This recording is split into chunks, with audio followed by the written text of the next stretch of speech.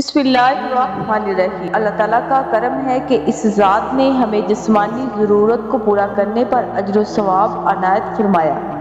سحری بھی ہماری ان جسمانی ضرورتوں میں سے ایک ہے جس پر اللہ تعالیٰ نے انعام و اکرام اور برکت سے نوازا ہے۔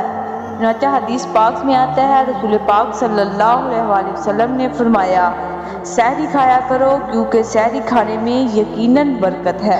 رسول پاک صلی اللہ علیہ وسلم نے فرمایا، ہمارے اہل کتاب کے روزوں میں فرق کرنے والی چیز سحری کا کھانا ہے۔ رسول پاک صلی اللہ علیہ وسلم نے سحری کے کھانے کے بارے میں فرمایا، سحری والی برکت جو اللہ تعالیٰ نے تم لوگوں کو عطا کی ہے اسے چھوڑو نہیں، سحری ضرور کرو، خواہ ایک گھونٹ پانی سے ہی کرو۔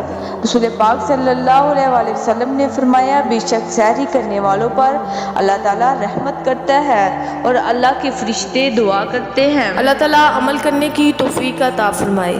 اللہ تعالیٰ ہمیں سحری کی برکات حاصل کرنے کی توفیق عطا فرمائے۔ جزاک اللہ۔ قولی ھذا استغفر اللہ ربی من کل ذنب واتوب الیہ۔